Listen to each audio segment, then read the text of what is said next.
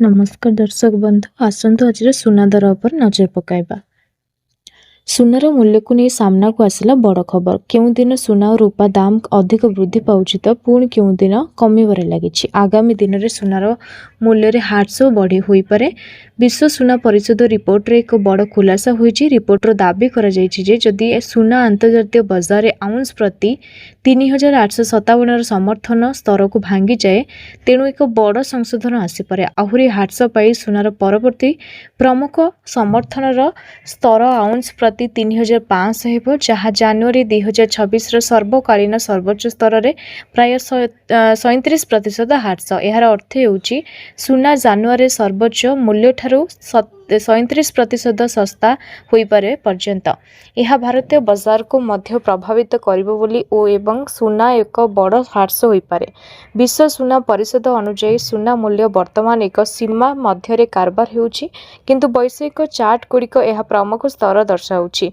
जदि सुना आउंस पिछा 3943 को खसी जाए तेबे ह्रासर एक नूतन पर्याय आरंभ होई पारे। यह परे परवर्ती समर्थन आउंस प्रति 3857 रु 3888 मध्य रहिबो। रिपोर्ट रे आहुरी कहा जायछि जे जदि 3887 स्तर अतिक्रम करे तेबे सुना आउंस प्रति सीधा सड़क 3500 को खसीजिबो। यार अर्थ हेउछि कि यह एक रिपोर्ट सर्वोच्च सीमारू 37% पर्यंत ह्रास पाइपे, जोठारे यह एक बड़ दृढ़ धारा होई पारे। रिपोर्ट प्रकाशित होई समय सुना आउंस प्रति प्राय 4063.80% कारबार होउथिला।